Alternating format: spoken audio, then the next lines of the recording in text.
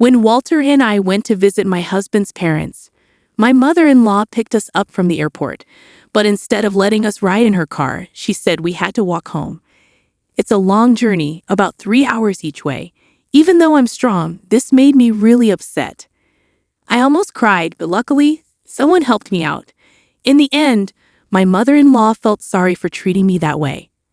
My name is Jennifer. I'm 30 years old and married to Walter.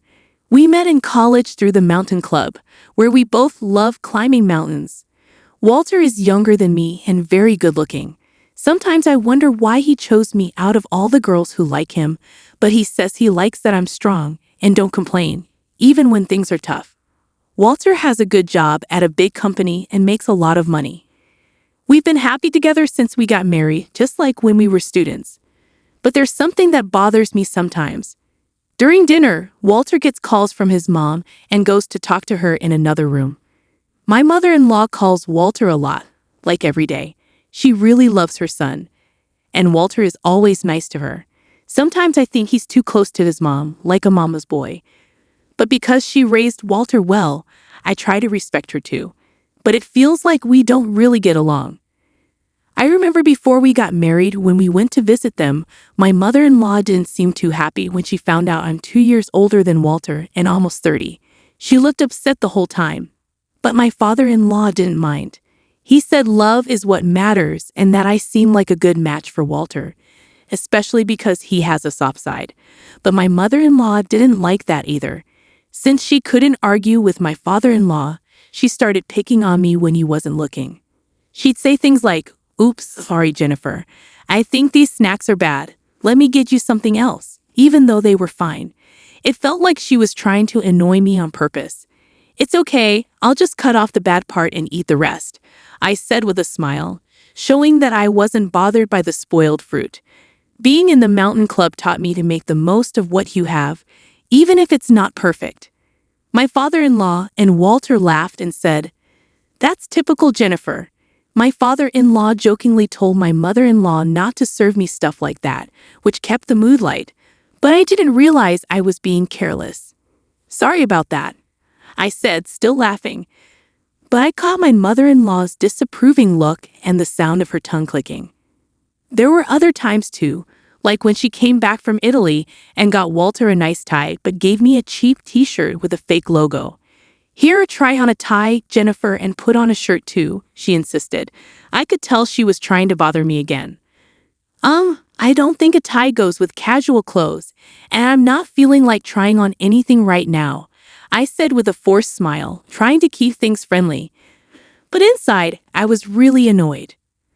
Afterwards, I only wore that t-shirt for things like gardening in the summer or as a joke with my friends in photos. I really couldn't stand looking at it. These little annoyances were subtle, so only I noticed them for what they were. When I talked to Walter about it, he just brushed it off, saying, "Mom's a bit weird, just let it go." But over time, these mean little things wore me down. We live about an hour away from my in-laws, so it was easy to visit them if we wanted to, which made me feel even worse. Then one day, Walter told me, "Jennifer, I'm sorry for the sudden news, but I've been transferred. It starts next month, so get ready." Walter's transfer came out of nowhere.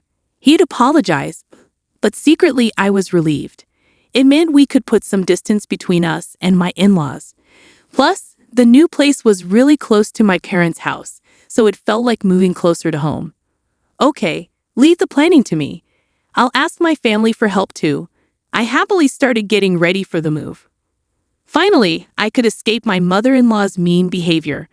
I was nervous about our new life, but mostly I felt relieved to be getting away from her. Once we moved, I thought I could finally put some distance between us. But then I got another call from my mother-in-law. "Hey Jennifer, why didn't you answer the phone? You're not avoiding my son to hang out with your parents, are you?" I wanted to sigh loudly, but I kept calm and said sorry. I was busy at the store, ensuring Walter would feel comfortable in this new place by making sure he got good meals. After that, my mother-in-law started calling every 2 days. Even though we saw each other less, we talked more, but most of the time, it was her making snide comments. She'd say things like, "My son is sensitive," I wonder if someone as tough as Jennifer can understand him. His high school girlfriend was so delicate, but now he seems to like different types. It was always things that made me feel uncomfortable. It seemed like my mother-in-law didn't have any other way to deal with her stress. I felt like I had become a punching bag labeled stress relief. What hurt the most were her mean comments about having children. Jennifer, you're already 30, right? Have you thought about kids? I wonder if you being older than my son will affect having a normal child. It was shocking to hear someone say that nowadays. But since it was something I was worried about, I couldn't help but cry. After hanging up the phone, I wondered what my mother-in-law really thought of me. Did she think I wouldn't be hurt by what she said? After that, she kept calling frequently. But when I only gave safe answers to avoid conflict, maybe she got bored and stopped bullying me. I felt a huge relief. Then, on New Year's Day the next year, my husband and I went to my in-laws' house. They were picking us up from the airport. Hey, Walter, Jennifer, it's been a while. My father-in-law waved and greeted us warmly. I was nervous about seeing my mother-in-law, but my father-in-law's friendliness made me feel better. Happy New Year, Mom and Dad. Happy New Year to both of you.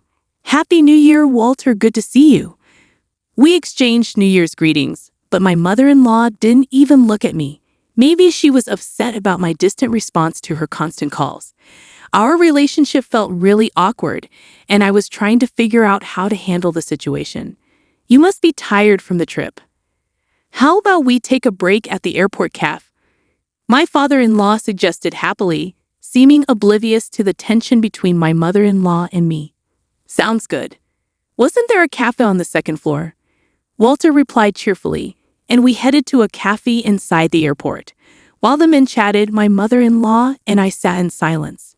Excuse me, I need to use the restroom, I said after ordering, getting up from my seat. Oh, maybe I'll go too, my mother-in-law said, standing up to follow me. I had a sinking feeling as we approached the entrance to the women's restroom, with my mother-in-law trailing behind me. Suddenly, she said, since you can't ride in the car, why don't you just walk back? Confused, I turned to her, and there was again that same expression. We're going back as a family of 3. You're just a stranger, aren't you? I couldn't believe what I was hearing. Walk back from here to my in-laws' house. How far was that? And to call her son's wife a stranger? I was frozen in shock as my mother-in-law kept hurling words at me. I've been nice enough to call you often, but unlike Walter, you always respond coldly. Living near your parents' house has made you arrogant. I don't even want to think of you as my daughter-in-law. You're just a stranger. Her voice was getting louder. I was shocked, but I didn't want to argue in public, so I meekly replied, yes, I understand, feeling too upset to go back to where Walter and my father-in-law were. I made my way towards the airport exit, moving slowly, even though my mother-in-law told me to walk back. This was an airport. There had to be taxis or buses. I could go as far as I could by public transport and then walk the rest of the way. But more than that, I was worried about how I would face my in-laws when I finally arrived and how I would spend the next few days there. Those thoughts weighed heavily on my mind. For the moment, I searched on my phone for transportation options to my in-laws' house. There was a bus leaving in just 10 minutes, but it wouldn't take me all the way there. I'd have to walk from where the bus dropped me off. It seemed like it would take about 3 hours in total. 3 hours? I could manage that with my legs used to climbing mountains. It wasn't impossible, but there was a big difference between walking for fun and walking in such circumstances. Because I was being excluded from the car due to harassment, tears started to well up in my eyes. Was it my fault? If I had been nicer on the phone even after being treated so badly, would this have happened? Lost in my thoughts as I walked, I suddenly felt a tap on my shoulder from behind. Jennifer, why are you walking here? It was my father-in-law's voice. Did my wife say something to you at the restroom entrance? I was heading there too, and I saw you two talking. Then you started walking away, so I followed. Seeing the concern in my father-in-law's eyes, the tears I had been holding back spilled over and streamed down my cheeks. Jennifer, what happened? I made up my mind to tell them the truth. Actually, I recounted exactly what my mother-in-law had said, and my father-in-law's expression turned to one of anger fiercer than I had ever seen. "Oh dear," she said that to my son's wife. My father-in-law's reaction surprised me. Then he said something I never expected. "I'll walk with you, Jennifer." With that, my father-in-law positioned himself in front of me and began walking. Father-in-law, don't worry. I used to enjoy mountain climbing, and I went on many climbs with Walter when he was little. A 3-hour walk one way is nothing. Indeed, my father-in-law's steps were steady, not what you'd expect from someone who's 62 years old. "Come on, let's go." "But we didn't tell Walter we were leaving. Is that okay?" I finally remembered that in my shock at my mother-in-law's words, I had just left without saying anything to Walter. "Walter will be fine. They'll probably convince him to wait. I'll let him know," my father-in-law assured me, taking out his phone to text my mother-in-law. He told her he was walking back with me and that the car keys were in his back pocket. While we waited for the bus, my father-in-law's phone rang. He answered, his voice tinged with controlled anger. It was my mother-in-law on the other end. "I heard what you said to Jennifer. If you're going to say things like that, then I won't ride in the car either." I could hear my mother-in-law's panicked voice shouting from the other end. "That's not what happened," my father-in-law said before hanging up and putting his phone away. Shortly after, my phone started ringing. It was definitely my mother-in-law calling. Father-in-law and I exchanged looks. What could she possibly want now? To tell us to get back in the car. I definitely wasn't going to answer. I decided to ignore it as well. Father-in-law and I quietly boarded the bus and continued walking after getting off. "This way is a shortcut. There's a bit of a slope here, but let's do our best." Father-in-law occasionally offered advice as we walked, making it feel like we were climbing a mountain together. However, I hadn't planned on walking so much today and was wearing regular boots. Father-in-law was in leather shoes. Our feet were surely going to hurt during this journey. I didn't speak much, but I did ask once, "Father-in-law, are your feet okay?" Well, walking for a long time in those shoes hurt. Father-in-law glanced at my feet and squinted. "Looks like we're both in the same boat. I can't believe she'd make a woman walk such a long distance in those shoes." Father-in-law's stride remained steady. Both of us considered calling a taxi, but we didn't mention it, wanting to defy my mother-in-law. "But Jennifer, you're strong, walking such a long distance without complaining. That's probably what attracted Walter to you," father-in-law remarked. Hearing that made me feel a bit better. We continued walking, stopping to buy drinks from vending machines and a grocery store to stay hydrated. After about 3 hours, with the sun beginning to set, we finally reached my in-laws' house. Their car was parked out front. Mother-in-law and Walter must be home. "We're back," father-in-law announced as he opened the front door. Walter rushed over. "Yeah, Jennifer, I was really worried. What happened? Why did you suddenly decide to walk back for exercise?" Walter asked, concerned. "Did you hear that from Mom?" "That's not it. Mom told Jennifer to walk back," father-in-law explained, looking understandably tired as he sat down on a chair near the entrance. Mother-in-law, who had come out of the living room, looked pale and shocked. "No, that's not what happened. It's not. There must have been a misunderstanding." "What misunderstanding?" I couldn't hold back any longer. "You said, since you can't ride in the car, why don't you walk back? Didn't you?" "That's what happened. I don't like lying." Thanks to that, it felt like my old mountain climbing club days. A 3-hour one-way walk was good exercise. Walter looked back at mother-in-law. He knew well that I wasn't the type to lie. Father-in-law, Walter, and I were all looking at my mother-in-law. She shouted, "What, you trust this woman more than me? She's just a stranger to your family, right? You trust a stranger more than your own family?" I wasn't allowed in the car because I'm a stranger? I whispered, "Seriously, Mom.